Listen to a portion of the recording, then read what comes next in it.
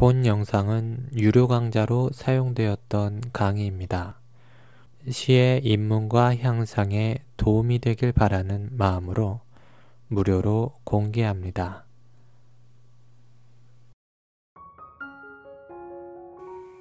안녕하세요 여러분.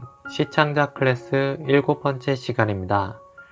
지난 시간에는 사람들이 침을 뱉는 모습을 보고 쓴 시를 통해서 거리에서 무심코 지나버릴 수도 있는 어떤 것이 시가 될 수도 있음을 살펴보았습니다.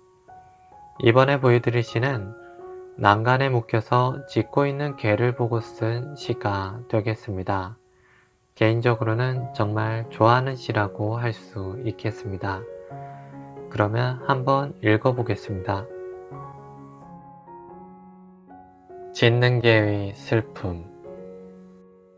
개는 애타게 주인을 부르지만 불리는 것은 사나운 몽둥이.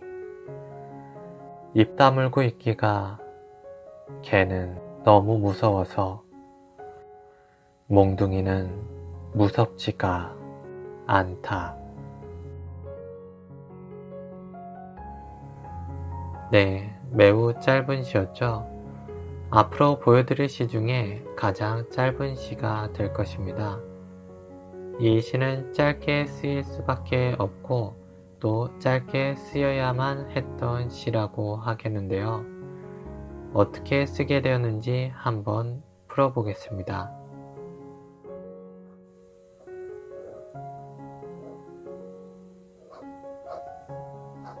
이 시는 이렇게 난간에 묶여있는 개를 보고 쓴 시가 되겠습니다. 저는 당시 도서관 건물 안에 있었고 유리를 통해서 이 개를 보고 있었는데요. 사실 이 개가 그렇게 많이 짖고 있지는 않았습니다. 단지 주인이 이 도서관에 들어오기 위해 난간에 개를 묶고 들어오는 모습을 보고 주인을 기다리고 있을 개의 마음을 헤아려 보면서 한번 상상해 본 것이었죠.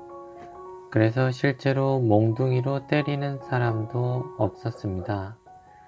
그런데 왜 이런 상상력이 동원되었는가 하면 만약 막고 있으면서도 계속해서 어딘가를 향해 짖고 있는 개가 있다면 그것은 주인을 기다리느라 짖고 있는 개의 심정과 비슷하지 않을까 그러한 생각을 했던 것이죠. 어떠한 대상에 대한 절박한 기다림이 상상되었다고 하겠습니다. 기다리는 대상을 향해 부르짖지 않는 일이 오히려 더 무섭고 두려운 일일지도 모르는 것이죠. 가령 사람의 경우로 치면 이런 경우겠습니다. 사회의 정의나 올바름을 위해서 자신을 희생하면서까지 구호를 외치는 사람들이 있습니다. 독재나 억압에 대해 저항하는 민중들의 모습이 주로 그러한 모습이죠. 어떤 표현의 자유나 언론의 자유를 위한 간절함도 이러한 형태의 부르짖음이었을 것입니다. 굳이 이렇게 거시적인 측면의 일이 아니더라도 개인적으로 답답한 일이 있을 때 어떠한 메시지가 중요하고 간절하다면 자신의 안위 따위보다도 그것을 표현하는 데에 더 절박함을 느낄 수도 있는 것이죠. 사실 이 시는 글을 쓰는 사람으로서 답답한 저의 심정을 드러낸 시였습니다. 글을 쓴다는 것에 대한 현실적인 장애물에 대한 어떤 저항과 투쟁의 모습을 그 개에 이입해서 드러내고 싶은 마음이 들었던 것이죠. 그리고 이 시는 매우 짧았는데요. 그것은 그 이상의 말이 필요 없다고 생각했기 때문입니다. 만약 이 이상의 식구가 있다면 그것은 사족에 불과하다고 생각한 것이죠.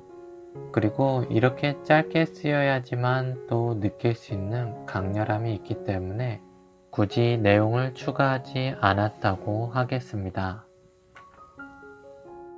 거리에서 우연히 마주친 것들에게 자신의 감정을 투영해 보세요. 자신의 감정을 투영하는 방식으로도 시를 쓸 수가 있습니다.